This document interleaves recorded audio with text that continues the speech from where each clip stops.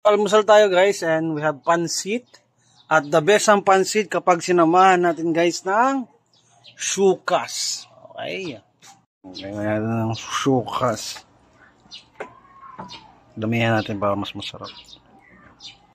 So guys, kung di nyo pa try maglagay ng suka sa pansit, try nyo. At try itong syukas. Masarap po. Ibang lasa. Sarap.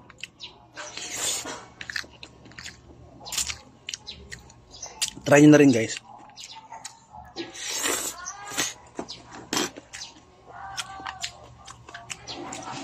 The best sa pansit. Dahil guys yung syukas ay masarap na sausawan sa mga pagkain tulad ng chicharon, mga bagnet at marami pang iba. So try nyo na rin po.